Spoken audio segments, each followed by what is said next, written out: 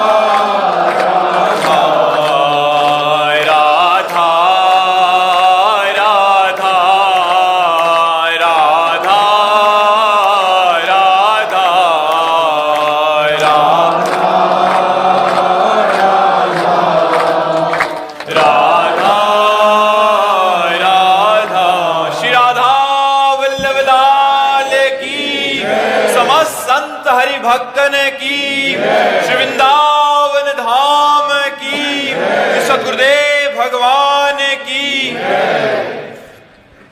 जयवंती छत्तीसगढ़ से। राधे राधे। राधे राधे महाराज जी।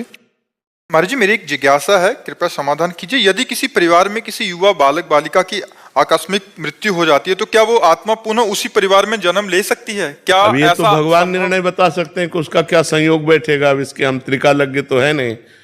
अब वो जीव कहाँ जन्मेगा, ये कोई सिद्धांत नहीं है कि उसी घर में जन्मेगा। ऐसा कोई सिद्धांत नहीं है कि दोनों एक साथ मरे तो एक ही साथ जन्मेंगे, ऐसा भी सिद्धांत नहीं है। अब वो क्या उसके कर्म है, कौन सा शुभ कर्म कौन सा अशुभ कर्म उसको कहाँ ले जाता है, ये तो विधान ने जो लिख दिया वही है विधान। अपने समझ में तो नहीं आता ना। सुनो भरत भावी प्रबल बिलख कहो मुनिनाथ, हानि लाभ जीवन मरण जस अपजस विद्या। तो जो विधना के हाथ में उसको हम कैसे वर्णन कर सकते हैं कि तुम्हारे घर में नौजवान बालिका बालिक पुनः आ जाएंगे, इसका तो हमें ज्ञान है नहीं। हमें तो अभी वर्तमान में भगवान जो ज्ञान करवा रहे हैं वही है कि आपकी साधना कहाँ है, आपका साधन क्या है, बस इतनी चर्चा। ये तो ब्रह्मा जी बता सकते हैं कि वो कहाँ जन्मेगा। एक क्वेश्चन मेरे अभी हृदय में आया। मैं जब भी जैसे मैं तो साधना माई की करता हूँ, जैसे मैं वृंदावन में या राम अयोध्या में जाता हूँ तो मुझे कुछ ऐसी एनर्जी ऐसा कुछ है ऐसा है। तो वो ऐसा भक्ति साधना का ये क्या? हाँ, हृदय जितना पवित्र होता है ना उतने वो पकड़ता है। तो अभी मेरे को जो है वो जो अनुभूति हो रही। हाँ, जो वातावरण है ना, तो जैसा जैसा हृदय पवित्र होता है वैसा वैसा पकड़ता है, वैसे आनंद की अनुभूति होती है, वैसे दिव्यता की अनुभूति होने लगती है। अब वृंदावन धाम है, जनसाधारण आते हैं तो उनको एक बाजार जैसा शहर जैसा दिखाई देता है। भक्त आते हैं तो जिस कोटि की भक्ति होती है उस कोटि का हृदय उनका उफान मारता है, आनंद मारता है। आनंद वही आके फिर वो फिर हमारे को साधना और भक्ति दोनों जो है मैच करती है। बिल्कुल। फिर वो शरीर को थोड़ा सा कष्ट जी, चलो ये लगता है कि हो क्या रहा है। अभी मैं ये सोच रहा माई का तो मैं सुबह कर लिया भजन, ये अभी क्या हो रहा है? ये आनंद का। तो मैंने ये कई बार मैंने पूछा तो कहा, कई संतों ने कहा कि भक्ति की जगह आके साधना करना, साधना की जगह भक्ति करना। यहाँ भगवान जो है राधा रानी का स्थान है, कृष्ण जी का स्थान है। अब यहाँ पे आप आके फट सुहा करेंगे तो वो तो नहीं है। अगर यहाँ कुछ ना करेंगे, यहाँ आप कुछ भी ना करेंगे तो भी आपको अनुभव होगा, क्योंकि ये करने की भूमि नहीं है, ये होने की भूमि है। आप यहाँ आनंद आनंद में भगवान का भजन करते हैं, चाहे जो देखो, चाहे दुर्गा कहो, चाहे काली कहो, चाहे जो भी नाम लो, वो भगवान तो बने हुए हैं। एक सच्चिदानंद तत्व ही विविध रूपों में है, दो तत्व तो है नहीं, वही एक है, अनेक रूप धारण किए। तो ये धाम है। अगर आप भगवान का धाम के भाव में ना देखें तो आद्या शक्ति कात्यायनी की सिद्ध पीठ है। ये आद्या शक्ति कात्यायनी की सिद्ध पीठ है वृंदावन। यहां कात्यायनी की उपासना करके और श्री गोविंद को पति रूप में ब्रजगोपियों ने प्राप्त है। ये सिद्ध पीठ है, कहा हमारे है वृंदावन में कात्यायनी पीठ है। तो यहां तो जो परमाणु चाहो वो परमाणु व्याप्त है। शिवो हम के चाहो शिवो, हम के दास हो, हम के चाहो दास हो, हम के, यहाँ सब परमाणु व्याप्त है। धाम है ना पूरा टोटल, यहाँ पावर ही पावर है। जो पावर वाला आता है उसको अपना पावर, जो जैसा आनंद लेना चाहे वैसे आनंद के लिए। महाराज जी, कि अयोध्या में जाता हूँ तो अक्सर ये महसूस होता, अभी मैं उड़ रहा था ये। शशि प्रभा जी, छत्तीसगढ़ से। राधे राधे महाराज जी, आपके चरणों में कोटि कोटि प्रणाम। महाराज जी, मेरे मन में एक प्रश्न है कि वो हर पल व्यथित करता रहता है। किसी भी कार्य को आरंभ करने से पूर्व मेरे मन में नकारात्मक विचारों का आगमन हो जाता है। प्रत्येक वस्तु कार्य को लेकर संशय और असफलता का भय मुझे घेर लेता है, जैसे कि ये कार्य मुझसे नहीं होगा अथवा मुझे सफलता नहीं मिलेगी। ये नकारात्मक विचारों का भाव प्रतिबंध बढ़ता रहता है। ये तब तक बना रहेगा जब तक भगवान का आश्रय नहीं होगा। किसका प्रश्न है? हाँ, जब तक भगवान का आश्रय नहीं होगा तब तक ये बना रहेगा। अगर वहीं ये बात लगा दो कि मेरे में तो बल नहीं लेकिन मेरे भगवान मुझे बल देंगे, मुझे तो सफलता हो सकता है ना मिलती लेकिन मेरे भगवान मेरे साथ है तो मुझे अवश्य सफलता मिलेगी। जब हम भगवान को बीच में रख लेते हैं, देखो हनुमान जी लंका में प्रवेश कर रहे हैं तो कैसे प्रवेश कर रहे हैं? प्रवेश नगर की जय सबका जा, हृदय राखी कौशलपुर राजा। हृदय में भगवान श्री राम का ध्यान है और काम करने के लिए लंका में प्रवेश कर रहे हैं। तो अगर हम भगवान का स्मरण करते हुए, भगवान का ध्यान करते हुए कोई भी कार्य करेंगे तो निश्चित मुझे सफलता मिलेगी। हमारे नकारात्मक भाव पॉजिटिव भाव में बदलेंगे, सकारात्मक भाव में बदलेंगे यदि हम नाम जप करेंगे और भगवान का आश्रय लेंगे। यदि नाम जप और भगवान का आश्रय नहीं है तो फिर मनुष्य को यही धीरे धीरे इतना निगेटिव हो जाता है कि बिना किसी कारण के वो डिप्रेशन में पहुंच जाता है। ये नकारात्मक सोच ऐसी भयावह पैदा करती चली जाती है कि वो डिप्रेशन में पहुंच जाता है। ये नकारात्मक सोच अच्छी नहीं है, ये भयावह वृत्ति अच्छी नहीं है, संशय वृत्ति अच्छी नहीं है। इसलिए नाम जप करो और भगवान का आश्रय लो। मनीष जी मिर्जापुर से। श्री हरिवंश। श्री हरिवंश महाराज जी।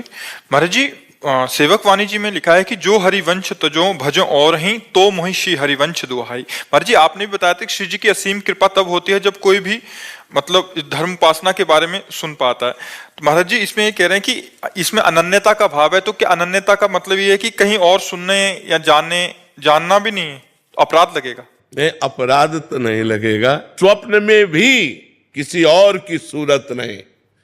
रसना कटो जो अन रटो, निरखी अन फुटो नैन, श्रवण फुटो जो अन सुनो श्री राधा जसबैन। मेरी आंखें फूट जाए जो अपने इष्ट के सिवा किसी और को देखूं, मेरे कान फूट जाए जो इष्ट के सिवा किसी और को सुनूं, मेरी जबान कट जाए जो इष्ट के सिवा किसी और को बोलूं। रसना कटो जो अन रटो, निरखी अन फुटो नैन, श्रवण फुटो जो अन सुनो श्री राधा जसबैन। तो यहाँ अनन्यता का तात्पर्य कहीं जाने आने लेने देने से मतलब नहीं।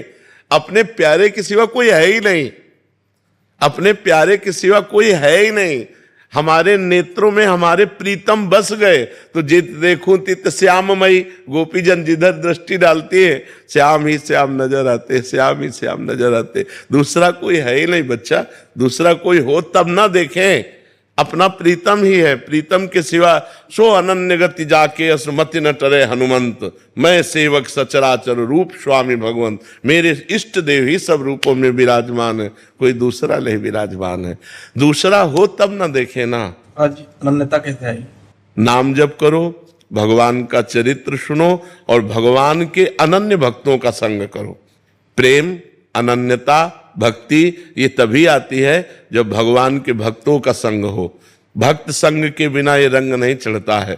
मति कीरति गति भूति भलाई, जब जेह जतन जहां जेह पाई, सो जानो सत्संग प्रभाऊ, लोकों वेद न आनो पाओ। कोई और उपाय है ही नहीं, बिना भगवत प्रेमी महात्माओं के संग के भगवान में अनन्य प्रेम होता ही नहीं है। भजन न होई संग बिनु, और भजन बिना नहीं प्रेम, छिन्हू भजन न छाड़िए, धरिए या ध्रुव नेम। बिना भजन भजनानंदी संतों के नहीं हो सकता, और बिना भजन के प्रेम नहीं हो सकता, और बिना प्रेम के भगवत साक्षात्कार नहीं हो सकता। मूल है भक्तों का संग। अगर हम भक्तों का संग करते रहे, सत्संग सुनते रहे, भगवान के पावन चरित्र सुनते रहे, भगवान का नाम जप करते रहे, तो भगवान में अनन्यता आ जाएगी। और अनन्यता आ गई तो जन्म जन्म के मल का नाश होकर भगवत प्राप्ति निश्चित हो जाएगी।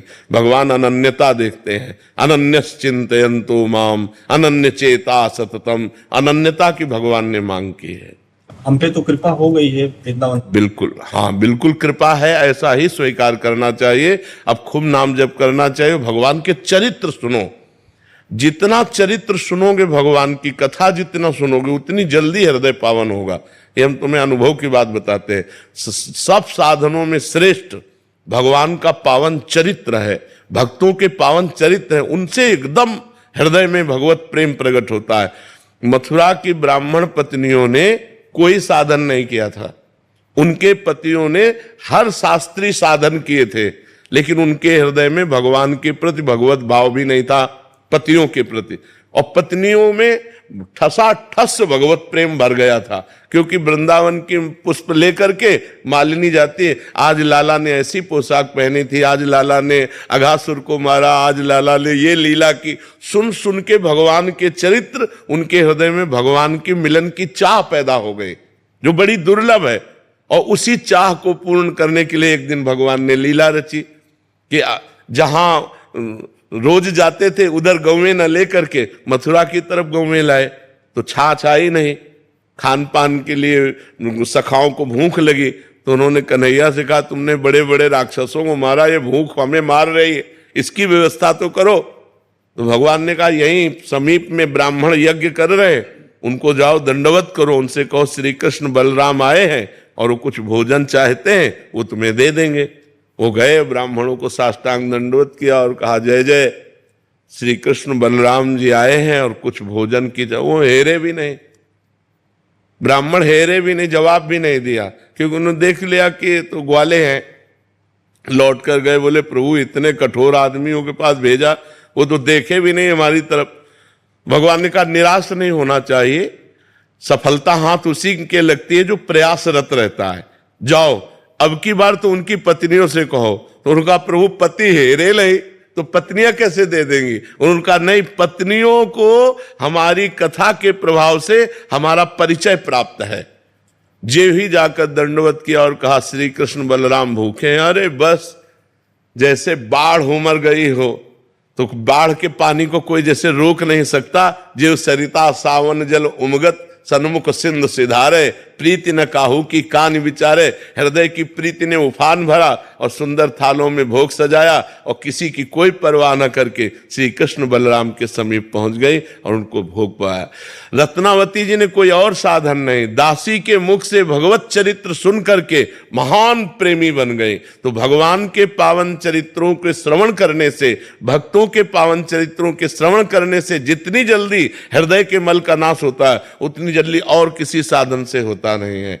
गंगा जी स्नान करने से पाप नष्ट होते हैं, लेकिन पाप की प्रवृत्ति नहीं। और भगवत लीला कथा गंगा के स्नान करने से पाप की प्रवृत्ति का भी नाश हो जाता है। वो निष्पाप महापुरुष होकर भगवान को प्राप्त होता है। इसलिए खूब भक्तों के चरित्र पढ़ो, भगवान के चरित्र सुनो, नाम जप करो, इसी से अनन्यता आ जाएगी। श्रेया जी महाराष्ट्र से। राधे राधे, श्री हरि बोल। राधे राधे महाराज जी। स्वामी जी, क्या हम भगवान के प्रति भी वैसे ही जिद कर सकते हैं जैसे हम अपने माता पिता के साथ करते हैं? जैसे किसी चीज के लिए रूठना, रोना, अगर वो चीज भगवान से ना मिले तो क्या भगवान से भी इस तरह की जिद करना चाहिए या कर सकते हैं? नहीं करना चाहिए, क्योंकि वो सर्वज्ञ हैं और हम अल्पज्ञ हैं। जैसे कभी कभी हम माता पिता से भी अल्पज्ञतावश यदि हम जिद करें तो फिर वो थप्पड़ मारते हैं, हमारी बात नहीं मानते हैं। जैसे हम चाकू से खेलेंगे, अब छोटा बच्चा है, मारते हैं ना माता पिता, क्योंकि उसमें हमारा अहित हो जाएगा। अगर वो हमारी मांग पूरी करें तो हमारा अहित हो जाएगा। ऐसे ही हम भगवान से जिद न करें, वो सर्वज्ञ हैं, हम उनसे मांग रख सकते हैं। मांग रख करके साथ में इतनी छूट दे दें कि प्रभु यदि इससे हमारा मंगल होता हो तो आप कभी पूरी मत करना। जिससे मंगल हो, जिससे सुख मिले, जिससे आपके चरणों में प्रीति हो, वही बात पूरी करना।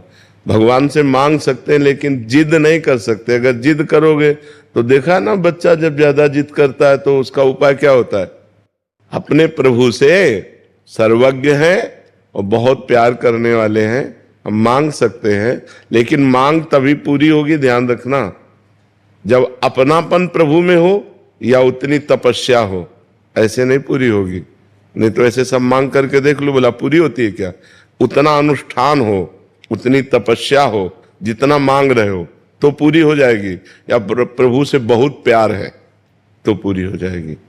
और उसमें भी अगर तुम्हारा अमंगल होना है तो नहीं पूरी होगी। जैसे देवर्षि नारद जी ने प्रभु से कहा, आप अपना रूप दे दीजिए क्योंकि मुझे ब्याह करना है। भगवान ने हरि रूप ना दे करके हरि रूप दिया। हरि बंदर को भी कहते हैं, और उन्होंने हरि रूप भगवान का मांगा था। मरकट बदन भयंकर देहि, तो राजकुमारी देखते ही डर गई, जयमाला की तो बात जाने दो। तो नारद जी को कहीं ब्याह करके माया में फंस ना जाए, इससे बचाने के लिए भगवान ने उनकी मांगी हुई वस्तु पूरी नहीं की। जबकि नारद जी इतने बड़े तपस्वी, इतने बड़े भजनानंदी, पर जिंदगी में शायद पहली बार भगवान से मांग रहे होंगे कि हमें ब्याह करना है, पर भगवान ने नहीं होने दिया। क्योंकि ऐसे ब्रह्मचारी भक्त का अहित हो जाएगा। वो माया से मोहित थे उस समय, माया से मोहित होने के कारण भगवान ने उनकी बात नहीं पूरी की। तो हमें ये देखना है कि हमारे भगवान सर्वज्ञ हैं। सर्वज्ञ माने आगे पीछे सब कुछ उनको पता है। और हम वर्तमान की ही स्थिति को देखकर मांगते हैं कि प्रभु मुझे इस समय ये आवश्यकता है, और वो आवश्यकता हमारे लिए शायद अमंगल बन जाए, इसलिए भगवान नहीं पूरी करेंगे।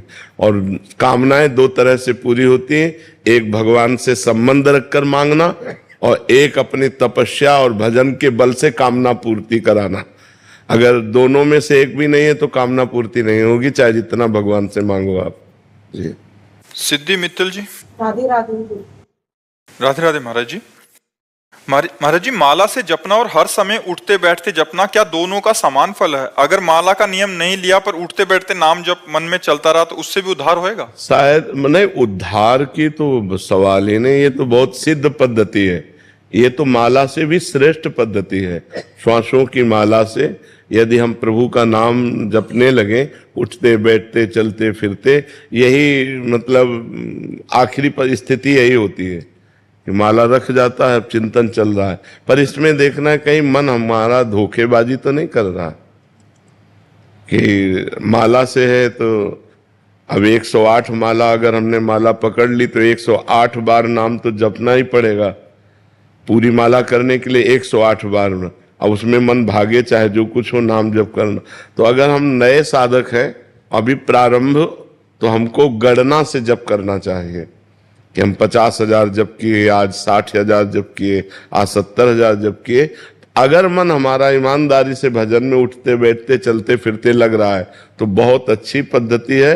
और ये माला के बाद यही स्थिति प्राप्त होती है कि उठते बैठते खाते पीते चलते फिरते हर समय प्रभु का मंगलमय नाम स्मरण करना, ये तो बहुत सिद्ध पद्धति है, इसमें कोई संशय नहीं है। कृष्णांशी शर्मा जी। राधा वल्लभ श्री श्री हरिवंश महाराज जी। महाराज जी, आपकी और श्री जी की कृपा से तथा नाम जप से हमें भगवत प्राप्ति तो हो जाएगी महाराज जी, पर निकुंज में निकुंज वपु सहचरी स्वरूप प्रिया प्रीतम के चरण की सेवा कैसे मिलती है? लाडली जी की कृपा से हो तो लाडली जी कृपा करें, उन्हीं से रो, लाडली जी से रो। तो वैसे कैसे पापी क्यों न हो, हरिवंश नाम जो ले, अलक लड़ैती रीझ के महल खवासी दे। यदि हम राधा वल्लभ श्री हरिवंश, राधा वल्लभ श्री हरिवंश हर समय जपते रहेंगे तो राधा वल्लभ लाल जी कृपा करेंगे, लाडली जी कृपा करेंगे, हमें दासी पद मिल जाएगा, हमें श्री जी की सहचरी पद मिल जाएगा। तो हमको ज्यादा चिंता नहीं करनी, चिंतन करना है, हर समय नाम जप करना। देखो पहले तो ये सब छोड़ो कि हमें वैकुंठ जाना है कि निकुंज जाना है कि हमें, ये सब छोड़ो। पहले हमको वर्तमान में देखना कि हम प्रभु को भूले ना, बस। खास बात जो पकड़नी अपनी, वो तो प्रभु की तरफ की बात है कि मुझे कहाँ भेजते हैं, नरक भेजते हैं कि परम पद भेजते हैं कि निकुंज भेजते हैं, ये उनका विषय है। हमारा विषय है कि हम वर्तमान के इस मिनट को प्रभु के सुमिरन से खाली न जाने दें। राधा वल्लभ राधा वल्लभ राधा वल्लभ, श्री हरिवंश राधा राधा राधा राधा। तो निश्चित जहां प्रभु तुम्हारी भावना देखेंगे वहीं पहुंचा देंगे। तुम्हारी भावना में निकुंज में जाओ, निकुंज में पहुंचा देंगे। तुम्हारी भावना गोलोक धाम जाओ, गोलोक में, वैकुंठ धाम जाओ, वैकुंठ। वो अंदर जानने वाले हैं ना, जो इच्छा करिहो मन माही, हरि प्रसाद कछु दुर्लभ नाही। बस जरूरत है हमें भजन की। वर्तमान का समय हमारा भूत भविष्य के चिंतन में ना जाए, वर्तमान का समय हमारा भगवत चिंतन में जाए, यही हमारी सबसे बड़ी बात रहेगी। हमको आगे की कुछ नहीं सोचना, पीछे जो हो गया कुछ नहीं सोचना, वर्तमान को संभालना है। वर्तमान में राधा राधा बोला तो पीछे जो भूत है वो पवित्र हो गया, जिसमें हमारे पाप हुए, और भविष्य है वो मंगलमय हो जाएगा। वर्तमान को हमें संभालना है, हमें भूत भविष्य की चिंता नहीं करनी कि हमें निकुंज जाना है कि नहीं जाना है, वो श्री जी जाने। हमारा कर्तव्य है श्री जी को भूले ना, हर समय उनका नाम सुमिरन करते रहे। प्रभा गग्गर जी। राधे राधे। राधे राधे महाराज जी, आपके चरणों में कोटि कोटि प्रणाम। महाराज जी, जब हम जनहित में निस्वार्थ भाव से समाज के लिए कुछ करना चाहते हैं, उसमें भी बहुत अड़चने आती हैं महाराज जी, ऐसी परिस्थिति में क्या करना चाहिए? अड़चने नहीं आती हैं, हमारी चाहत को विक्षेप पहुंचता है। अगर हम निष्काम भाव से किसी की सेवा करें तो अड़चन नाम की चीज नहीं। हमें बताओ, अड़चन तब आती है जब अंदर से हमारे कामना होती है, हम आपको पानी पिलावें और आप हमको थैंक यू बोलें। अगर इतनी चाहत है तो आपका परोपकार नहीं हुआ और आपको परोपकार करने में विक्षेप लगेगा। अगर आपकी ये बात है कि नेकी कर दरिया में डाल, मुझे आपसे कोई मतलब नहीं है, मैं केवल भगवान की आज्ञा से आपका परोपकार करता हूं, बस कोई मतलब नहीं, हमें कोई विक्षेप ही नहीं पड़ेगा, कोई विक्षेप नहीं पड़ेगा। आप हमें बताओ इसमें क्या विक्षेप पड़ेगा? विक्षेप तब पड़ता है जब परोपकार करने के बाद हम उसका चेहरा देखते हैं और ये चाहते हैं कि थोड़ा तो कृतज्ञता प्रकट करें, और जब वो नहीं करता और ऊपर से बुराई कर देता है तब हमको बुरा लगता है कि हम तो इसके साथ भलाई किया और ये हमारी बुराई कर रहा है। नहीं, ये सही परोपकार नहीं हुआ। परोपकार का मतलब है कि हमने तुम्हारे साथ किया, अब तुम्हें जो मनावे हमारे साथ करो, उससे हमें कोई मतलब नहीं। हमें तुमसे हिसाब नहीं लेना, हमें भगवान से हिसाब लेना है। परोपकार करके भगवान से हिसाब लेना तो हमें कोई परेशानी नहीं। परोपकार करने पर हमें कभी परेशानी नहीं हो सकती। क्यों? सही है। हाँ ठीक है। डॉक्टर हितेश चंद्र ठक्कर जी।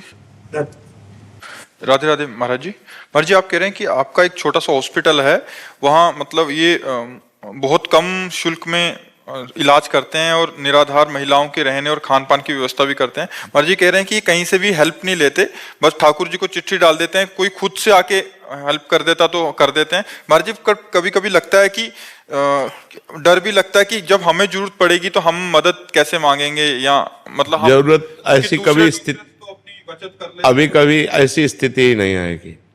किसका? आपका प्रश्न है। जो भगवान के भरोसे रहता है उसको कभी ऐसी स्थिति नहीं आती।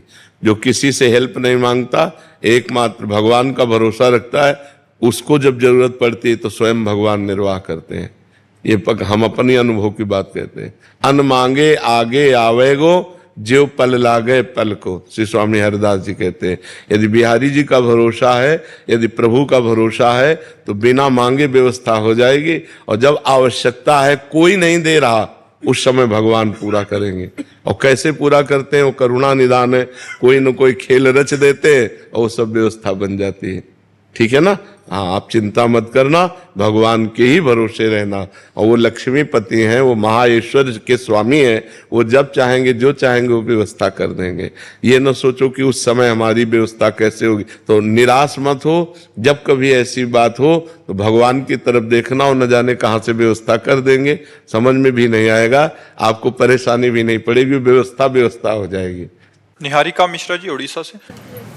महाराज जी, आप कह रहे हैं कि आप भी एक मेंटल इलनेस सेंटर में काम करते हैं, जहां रास्ते में जो लोग होते हैं उनको पकड़ के, उनको जो नहा नहीं सकते, खा नहीं जिनके पास, बहुत। तो महाराज जी पर वो गुस्से में कभी गाली देते हैं, कभी बद्दुआ दे देते हैं, तो महाराज जी वो हमारे ऊपर लगेगी? अरे नहीं नहीं नहीं नहीं, जैसे छोटा बच्चा अपने माँ की चपत मार देता है, जैसे छोटा बच्चा अपने पिता की दाढ़ी, ऐसे वो छोटे बच्चे जैसे हैं, उनकी तो कोई भी बात उनकी बुरी नहीं।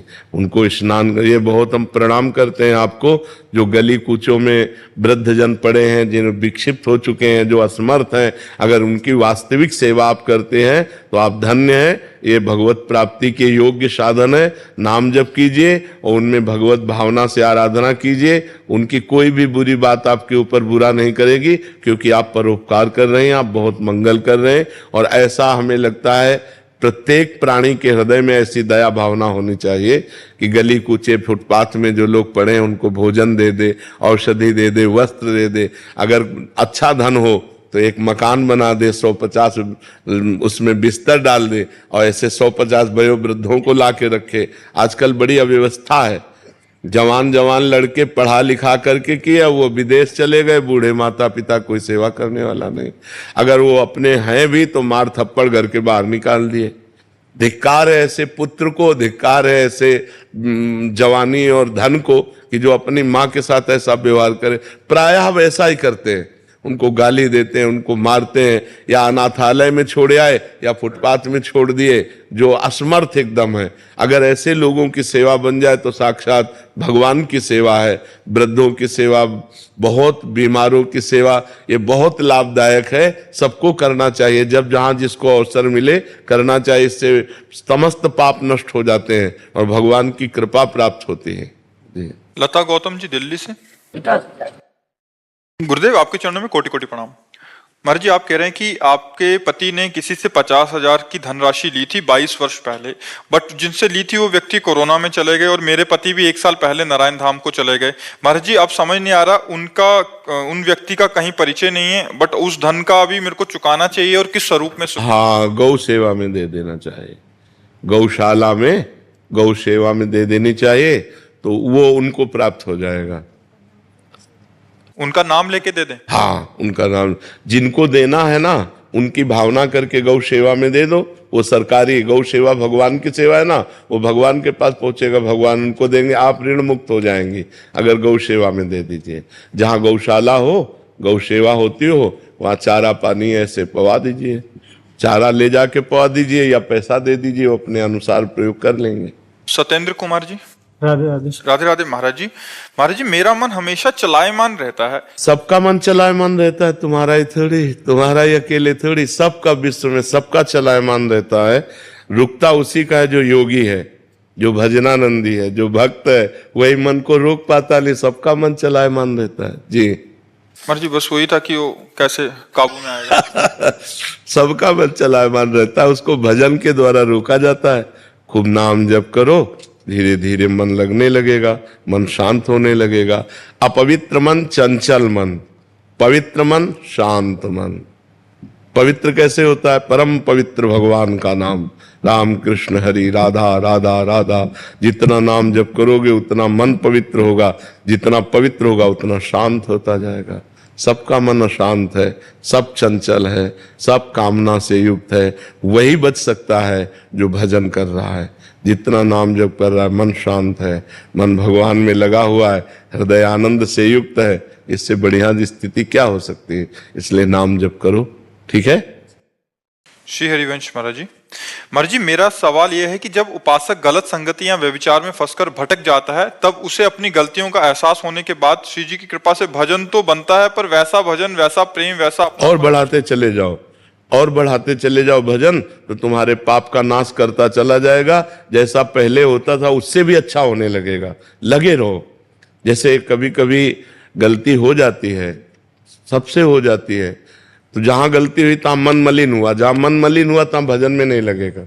अब उसे घसीटना पड़ता है, जबरदस्ती भजन में लगाना पड़ता है। वो रुचि नहीं रख रहा भजन में, और अगर हम ऐसे लगाते चले गए तो वो पाप नष्ट हो जाएगा जो हमने पाप किया, और जहां वो पाप नष्ट हुआ तहां भजन में रुचि आ जाएगी। पाप के कारण भजन में अरुचि होती है, और जहां पाप नष्ट हुआ तो भजन में रुचि हो जाएगी। पापवंत कर सहज स्वभाव, भजन मोर ते भाव न काऊ। पापवंत पुरुष का हृदय भजन में नहीं लगेगा, भाव नहीं बनेगा भजन में। तो हमें पाप नष्ट करना है। तो कैसे नष्ट होगा? अब हम राधा राधा जप रहे हैं, हमारा हृदय जल रहा है, बिल्कुल मन नहीं लग रहा, मन बिल्कुल संसार में लग रहा है, फिर भी हम जबरदस्ती राधा राधा राधा राधा राधा राधा, तो वो पाप नष्ट हो जाएगा। जिस दिन, महीना में, 10 दिन में, 5 दिन में, 1 घंटा में, वो जितना पाप है उसके अनुसार जब भजन होगा तो पाप जहां नष्ट हुआ तहां फिर प्यार उदय हो जाएगा, भजन में फिर मन लगने लगेगा, भगवान अच्छे लगने लगेंगे। इसलिए हमें धैर्य पूर्वक भजन बढ़ाते रहना चाहिए। ये नहीं सोचना चाहिए कि अब वैसा भजन नहीं हो रहा, आप क्या करें। भजन और बढ़ाओ और नाम जब बढ़ाओ, धीरे धीरे मन पवित्र होगा, उससे भी अच्छा भजन होने लगेगा। महाराज जी, जैसे नाम जप तो नहीं होता है, मंत्र जप होता रहता है जी। उस महाराज जी अशुचि अवस्था में मंत्र जप नहीं होना, वो चलता रहता है, इसलिए तो उसको थोड़ा सा रोकना पड़े। तस्मात् शास्त्रम प्रमाणम ते कार्याकार्यो व्यवस्थितो। यदि प्रणव लगा हुआ है और नमो नमः, तो फिर रोकना चाहिए। शौचालय में जब हम अपवित्र दशा में हो तो मंगलमय भगवान का नाम स्मरण करना चाहिए, और जे ही आचमन करके पवित्र हो करके तो फिर चलना। अब जैसे अपने लोगों ने अभ्यास किया, तो जे ही बाथरूम के उसमें चप्पल पे पैर पड़ेगा, ते ही भगवान की कृपा से, गुरु जी की कृपा से जो मंत्र है वो रुक जाएगा, और राधा राधा राधा राधा राधा, और फिर शौच स्नान करके जब आचमन किए बाहर हुए, फिर मंत्र चल पड़ा। लघु शंका के लिए और शौच के लिए 2 जगह नाम जरूर चलाना चाहिए। मानसिक भी नहीं करना चाहिए, मंत्र ना चल, थोड़ा देर नाम का स्वाद ले लेते, थोड़ी देर नाम का स्वाद। अपने तो जैसे दूध के ना, खोया, बर्फी, पेड़ा, ये तो अपने साधना के भी स्वाद हैं। थोड़ी देर वाणी जी का पाठ कर लिया, रामचरितमानस है, भागवत है, ग्रंथों का पाठ कर लिया, थोड़ी देर नाम कीर्तन का, थोड़ी देर नाम जप का, अधिक समय मंत्र जप का, यही हमारी पूरी दिनचर्या है। और उसमें शास्त्र प्रमाणित दिनचर्या होने से हम ज़्यादा लाभ को प्राप्त होंगे। इसमें हमको एक बार चित्रकूट में एक संत भगवान मंदाकिनी में एक पत्थर के टुकड़े पर लेटे थे, आसपास मंदाकिनी का जल बह रहा था, तो उनको 2-3 दिन हमने देखा। फिर हमारा मन हुआ कि उनसे मिलेंगे, और जेठ के महीने में वो मोटा कंबल मिलिट्री वाला ओढ़े हुए थे। और एक और आश्चर्य, दूसरा आश्चर्य कि मंदाकिनी के बीच में पत्थर पे, तो जिज्ञासा हुई कि इनसे हम बात करें और दर्शन करें, तो बैठे रहे किनारे। जब वो निकले, महाराज क्या अद्भुत स्थिति, नेत्र जो है उन्मत्त अवस्था को, और तेजोमय चेहरा, और एक लंगोटी और कंबल। जो ही निकले साष्टांग दंडवत किया, उस समय नई अवस्था थी, उन्होंने देखा भी नहीं, फिर दौड़ के आगे गए, क्योंकि संतों से पहले से परिचय रहा है, तो ये संतों की इन बाह्य चेष्टाओं से कोई मतलब अंतर नहीं। फिर आगे गए, हम कहा महाराज जी रुको, 1 मिनट रुक जाओ, अगर आप नहीं रुकोगे, आप नहीं कृपा करोगे, तो हम जैसे अधमों का कैसे सतमार्ग पुष्ट होगा। जब प्रार्थना की तो खड़े हो गए। मतलब इतना आनंद प्राप्त हो रहा था, क्योंकि हमारी श्रद्धा बढ़ गई थी ना, तो अब श्रद्धा से ही आनंद होता है, तो एकदम शरीर कंपायमान। हम कहा महाराज जी बैठ जाइए, वो बैठ गए। महाराज जी, पहला प्रश्न है कि आप बीच शिखर पे लेटते हैं ऐसे, वहां क्यों लेटते हैं? तो उनका एकांत प्रियता। आप कंबल क्यों ओढ़े हैं? जेठ का महीना है, उनका अभ्यास। उनका महाराज जी कुछ अपने मन से आप बता दीजिए। तब उन्होंने ये विषय बताया था कि जो गुरु मंत्र है वो अपवित्र दशा में न जपा जाए, नहीं तो वो कामोत्तेजना पैदा कर देगा। उनके वचन थे कि उन्होंने कहा कामोत्तेजना पैदा कर देगा यदि अपवित्र दशा में जपा जाए, तो वो विकारात्मक भाव पैदा कर देगा। तो यद्यपि हमने ये कहीं पढ़ा नहीं, लेकिन संत वचन और पढ़ा ये मनुस्मृति आदि में है कि अपवित्र दशा में जो उसमें प्रणव हो, नमो नमः हो, ऐसे मंत्रों का उच्चारण ना किया जाए। तो शौचालय और बाथरूम में 2 जगह नाम का स्वाद लिया जाए। अब जैसे अभ्यास है तो वो जोर करता है, जो हमारा निरंतर का अभ्यास है वो जोर करता है, पर जहां स्मृति आ जाए वहीं नाम चालू कर दो। और जो स्मृति से परे चला गया कि अच्छा ये केवल स्मृति तक है, नहीं जो अवधूत स्थिति को प्राप्त महापुरुष होते हैं, पड़े पड़े सोच कर रहे हैं, पड़े पड़े लघु शंका कर रहे हैं, वो तो मंत्राकार वृत्ति ही रहती है। पर जब तक हमें स्मृति, तभी तक हमारे ऊपर शास्त्र शासन है, जो निगमा अनुशासन है उसके अनुसार हमें जब तक होश हमें है तब तो शौचालय बाथरूम में हमें नाम जप करना चाहिए और अन्य समय मंत्र जप करना चाहिए।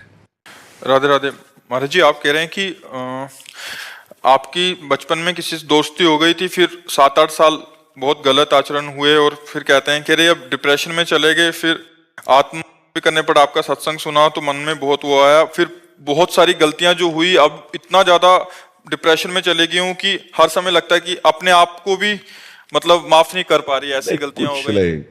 देखो, अगर हमारी बात तुम्हारी समझ में आवे, सबकी समझ में आवे, तो निश्चिंत हो जाओगे। देखो, भूल सबसे होती है, बड़ी से बड़ी भूल को मिटाने के लिए अभी हमारे पास अवसर है। अगर हम आत्महत्या कर लेते हैं तो अवसर खत्म हो जाता है, और ये आखिरी इतनी बड़ी भूल होगी कि इसको मिटाने के लिए मुझे करोड़ों जन्म लग सकते हैं करने में, ये बहुत बड़ी भूल होगी। तो हमको पहली बात तो आत्महत्या करने का विचार ही नहीं आना चाहिए, क्योंकि ये इतनी बड़ी भूल है कि इससे बड़ी कोई भूल है नहीं, इससे बड़ा कोई पाप नहीं है। अच्छा, जितने पाप हो हम मिटा सकते हैं। मान लो 10 साल बेविचार करते रहे, हम अभी सुधारते हैं और नाम जब डट के करते सब भस्म हो जाएगा। रोना धोना क्या, समझो गलती किससे नहीं हो जाती। हम समझ रहे हैं कि पैर हम ठीक जगह रख रहे हैं और वहां फिसलन है, फिसल गए, फिसलन वाला मार गए। ये माया फिसलाती है, फिसल गए, गलती हो गई, कोई बात नहीं, खड़े हो, अब संभाल करके चलो, अब गलती ना होने पावे। आत्महनन गति जाए, बड़ी दुर्गति प्राप्त होती, प्रेत योनि को प्राप्त होता है आत्महत्या करने वाला। न पानी न भोजन, नाना प्रकार की क्लेश पीड़ाएं उसको सहने पड़ती है। तो बिल्कुल डिप्रेशन में भी जाने की जरूरत नहीं।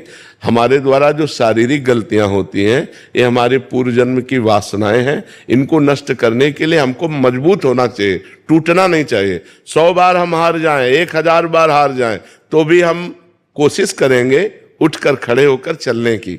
वो तो बहादुर पुरुष है, उसी में पड़ा रहे तो फायदा क्या है। उठो बच्चा, ये सब डिस्टर्ब दिमाग से छोड़ो। राधा राधा राधा राधा राधा, सर्व पाप नष्ट हो जाएंगे। भगवान की शरण में तो आओ। अहम त्वाम सर्व पापेभ्यो मोक्षयिष्यामि मा शुचा, मैं तुम्हें परम पवित्र कर दूंगा, सारे पाप नष्ट कर दूंगा। भगवान करे, कोई एक आदमी पापी थोड़ी है। भूल से सबसे गलतियां होती हैं। हमें लगता है इसमें सुख है, इसमें सुख है, और जब हम वो क्रिया करते हैं धर्म विरुद्ध होती है तो पाप हो जाता है। उसी को तो पाप कहते हैं जो धर्म विरुद्ध है। तो सबसे गलतियां हो जाती है, पर सबको सुधार के लिए हमें आगे बढ़ना चाहिए। उन्हीं गलतियों में हम सड़े, उन्हीं गलतियों में मरे हम, ये बात नहीं। ये मनुष्य जीवन का लाभ नहीं। हमसे हो गई, हम कह रहे 10 वर्ष निकल गए गलती में, लेकिन अब हमारी 10 श्वासें बची हैं। हम 10 श्वासें ठीक कर ले तो हम ठीक कर लेंगे। मान लो आखिरी श्वास में राधा निकला, हमें भगवान मिल जाएंगे। काहे को चिंता करते हो, एकदम प्रसन्न हो जा और सब छोड़ और नाम जप कर और अब अच्छे आचरण कर, ठीक है। ये डिस्टर्ब होना, डिप्रेशन में जाना, ये सब बेवकूफी है, पागलपन है। इस बात ने बड़ी से बड़ी गलती का निदान है। हम उपवास करेंगे, हम व्रत करेंगे, हम तीर्थ याटन करेंगे, हम नाम जप करेंगे, हम सत्संग सुनेंगे, अपने पापों को नष्ट करेंगे। अगर हम शरीर छोड़ दिया तब तो दुर्गति प्राप्त हो जाएगी। अभी हमारे पास चांस है अपनी गलती को सुधारने का। हम गलती सुधारने के लिए प्रयास करें, ना कि और बड़ी भारी गलती कर दें करके। ये तो बहुत बड़ी भारी गलती हो जाएगी। करने में कोई 5 स्टार होटल रखा है क्या? नहीं, दुर्गति हो जाएगी। इसलिए कभी ऐसी गलती किसी को किसी भी परिस्थिति में नहीं करना चाहिए। किसी भी परिस्थिति में, हर परिस्थिति का कोई न कोई रास्ता होता है। आपको नहीं समझ में आ रहा है तो संत जनों से मिलो, बड़े जनों से मिलो, वो आपको रास्ता बताएंगे कि आप ये उपाय कर लो, आप ये उपाय कर लो। तो आप ऐसे गलत आचरण की बात मत सोचो। जो गलती हो गई, राधे श्याम, आगे बढ़ो, राधा राधा जपो। महाराज जी, श्री जी की कृपा से महाराज जी फौज में आतंकी मुठभेड़ में हमारे भाइयों को गोली लग जाती है, जैसे मुझे भी लगी है, तो हमारे प्रारब्ध के कारण होता है या कि प्रारब्ध नहीं, ये तुम्हारी वीरता है। ये हाँ, ये तुम्हारा बहुत बड़ा। ये वल्लभ महाराज जी, ये प्रसन्न मुझे बहुत। हाँ नहीं, तुम वीरपुर, ये हाथ पैर चले जाते, आतंकी मुठभेड़ में गोलियां। ये उनका बलिदान है, ये प्रारब्ध नहीं है। यही सोचता था कि मैं उन बुरे कर्मों की सजा। नहीं बुरे, ये तुम्हारा बलिदान है। कई भाई हमारे जिनके हाथ पैर चले जाते बम ब्लास्ट में। बिल्कुल, ये बलिदान है और वो पूज्य है, वो हमारे भारत के पूज्य है और उनका ये पुण्य बनेगा, तपस्या बनेगी, उनको इसका लाभ मिलेगा। डरता था महाराज जी बहुत सोच के, क्योंकि कर्म ऐसे बने हैं महाराज जी मुझसे। हाँ नहीं, ये बहुत बड़ा लाभ का कर्म है, ये हानि का नहीं। बाबा एक भाव होना है मन में कि थोड़ा मन भागे है, थोड़ा घबराव है, कहाँ करूँ समझ ना आ रही। नहीं, राधा नाम का बात ऐसी है कि जंजाल बाहर ज्यादा बिछा लियो, मन बाहर लगे नहीं, वो भगाई हुई है मन। करूँ तो करूँ का, जिम्मेदारी में फंसी। नाम जब करते हर जिम्मेदारी निभाई जा सकती, नाम जब नहीं चल रहा, बस खास बात एक है, अगर नाम राधा राधा चलता रहे, लाडली लाडली राधा राधा, तो आप कलकत्ता और दिल्ली और अमेरिका कहीं भी रहो, तो नाम अगर चलता रहेगा तो आनंद बना रहेगा, और नाम नहीं रहेगा तो लाडली के पास भी रह करके मन भागेगा। नाम चलाओ, नाम जितना नाम जप करोगे उतने आनंद में रहोगे। स्वयं लाडली जो नाम जप करते हैं, स्वयं लालजू नाम जप करते हैं। लालजू महाराज ना, त्वयि श्यामे नित्य प्रणयन विदग्धे रस निधो प्रिय भूयो भूया, बार बार हा प्रिया हा लाडली हा राधा। और लाडली जो श्यामेति सुंदर वरेति मनोहरेति कंदर्प कोटि ललितेति सुनागरेत, हा श्याम सुंदर हा नौ नागर हा कोटि कंदर्प दमनीय स्वरूप वाले, बार बार लालजू का और वो लाडली जू को। जब हमारे इष्ट ऐसा करते हैं तो हमें राधे श्याम राधे श्याम राधे श्याम, राधा वल्लभ राधा वल्लभ। श्री राधा श्री राधा श्री। मैं गोकुल कृष्ण आए वासुदेव हरे परमात्मा। गुरु मैं तो अनपढ़ आदमी हूँ, मैं तो पहली बार आया वृंदावन, कहूँ रेल में ना बैठो ना कहूँ बैठो। अच्छा, मेरा नाम गोविंद है। गोविंद गोविंद, कल्याण कैसा हो? अरे आप कल्याण स्वरूप हो, पढ़े लिखे से कल्याण नहीं होता, प्रभु के अपनापन से कल्याण होता है। आपको जो गोकुलेश ठाकुर के प्रति अपनापन है ना, कि मेरे लाला मेरे प्रभु, इसी से कल्याण हो जाएगा। हाँ। बाबा तुम कौन सी क्रीम लगाओ, चेहरा पे अलग ही चमक मारे, हमें तो बताओ। लाला कोई क्रीम ना लगाओ, ब्रज की रज लगाओ। अरे नहीं बाबा, हमारे पे अलग क्रीम मारे। ब्रज की रज जो है ना, वही चमके, और क्या चमके। श्याम जी बाबा का एक भजन बना है। अरे थारी जिंदगी कटे बोझ में, हमारी मौज में कटरी से, खाटू वाले की कृपा ते मौज न हमारी डटरी से। होकर के मनियो पाक पवित्र, तू भी गेड़ मारने मित्र, लाके जोत बैठ जा भीतर, ला दे जिंदगी ने तेरी ओ पार। एक सहारा श्याम ओ प्यारा बाबा मारा अपरंपार, खाटू वाले की कृपा से खाटू वाले की सरकार। ठीक है, बहुत